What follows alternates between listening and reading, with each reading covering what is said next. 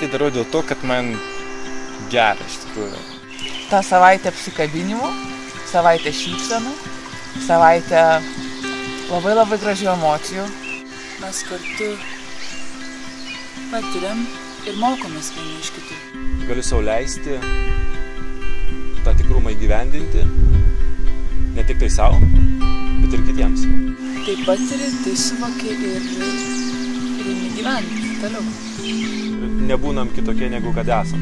Būdami jų broliais, seserimis, patarėjais, būdami šalia tada, kada jiems reikia. Todėl, kad kitaip daryti jau neišeina. Ir jo, nemeluoja.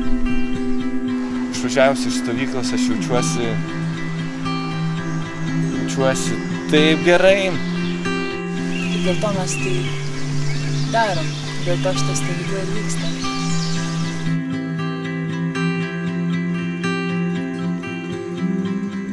Nemiegodami. Nesislepiam ir nebūnam kitokie negu kad esam. Mes tai darom galvodami apie šitos jaunuolius, kurie atvyko pas mus 24, o kartais 25 valandas per parą. Mes galvom, kad visi yra šviesus. Kiekvienas yra šviesus. Būdami šalia tada, kada jiems reikia. Per stovyklą, po stovyklos. Mes iš tiesų sukuriam aplinkybę, istoriją, situaciją. Ir tuomet,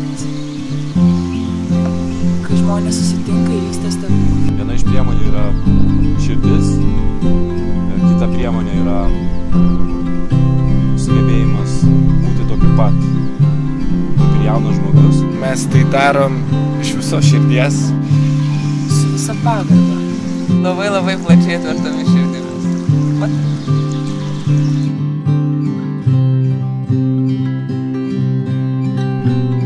Nes vasarą reikia stovyklauti. Minėdamas savo gyvenimo užduotis 10-balėje sistemoje, jas padaro stovykloje 15, o paskui ir gyvenime daro 15. Nes jaunas žmogus turi keliauti ir sutikti daug kitų žmonių, patirti daug potyrių, kad paskui atsirinktų, kas yra svarbu, kas svarbiausia.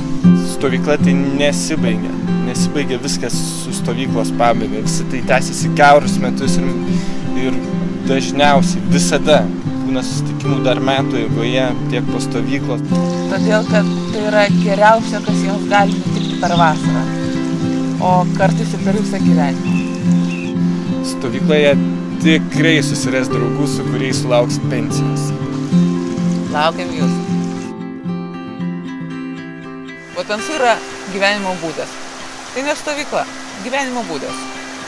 Šviesuomenė, visuomenė.